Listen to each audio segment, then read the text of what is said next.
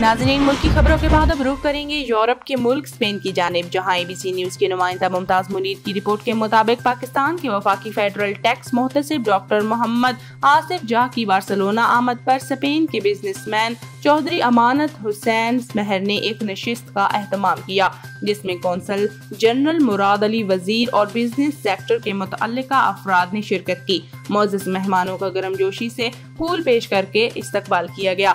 तकरीब का आगाज तिलावत कुरान पाक से हुआ। मोहतसिब डॉक्टर मोहम्मद आसिफ जाह ने अपने खिताब में कहा कि मेरा मनसब सुप्रीम कोर्ट के जज के बराबर है। मेरे फैसले के खिलाफ सिर्फ सदर पाकिस्तान को अपील की जा सकती है। अगर आपको कोई गलत टैक्स अदा करना पड़ा हो तो जरूर हमसे रजू करें। हम 40 दिन में मसाइल का हल करने में मदद करते हैं। जैसे हमने मुल्क के मुख्तलिफ शहरों की एजाजी एडवाइजर्स मुकर्रर कर रखे हैं, आज बार्सिलोना में भी 3 एडवाइजर्स मुकर्रर कर रहा हूँ और चौधरी अमानत हुसैन महर यूरोप के एडवाइजर्स होंगे। तकरीब के इख्तिताम पर मुकर्रर शुदा एडवाइजर्स को एजाजी नोटिफिकेशन जारी किए। मेज़बान ने मुअज़्ज़ज़ मेहमान और शुरका का शुक्रिया अदा किया।